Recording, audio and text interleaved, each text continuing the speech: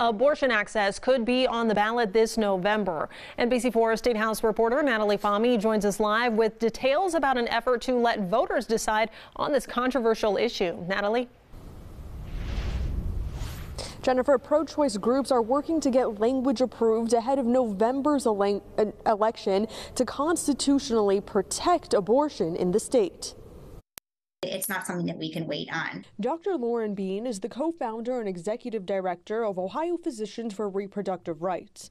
And she tells me abortion should be legal up until the point at which a fetus can survive outside the pregnant person, which she says is around 22 to 24 weeks in a typical healthy pregnancy. Are you nervous at all when someone hears maybe 22 weeks that will turn them off to voting in favor for this type of amendment? Far and away, the vast majority of pregnancy terminations occur much earlier. If a baby's lungs aren't developing, if their kidneys aren't developing, if their brain is not developing, those are the kinds of things that you don't even know are happening until you're between 18 and 20 weeks of pregnancy.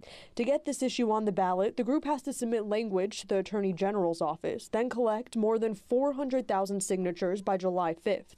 But this effort is not being met without opposition. Even pro-choice Ohioans reject late-term abortion. And if that's what they're going to do to put on the ballot, we're easily going to be able to defeat that. Mike Gonendakis, president of Ohio Right to Life, says they are prepared to launch the largest grassroots advocacy organization in the state's history, saying they will have a campaign in all 88 Ohio counties against this ballot initiative. To enshrine in our Constitution a right to an abortion means forever. We can't take that out of the Constitution once it's in there, or you would have to do another ballot initiative. Dr. Bean says even in a non-presidential and non-midterm election year, she believes Ohioans will show up to the polls for this issue. People will have the opportunity to think about it more and not be swept up in the whirlwind of a presidential election year. What Ohioans get to decide is, do you want late-term abortion in your state constitution? I believe the answer is no.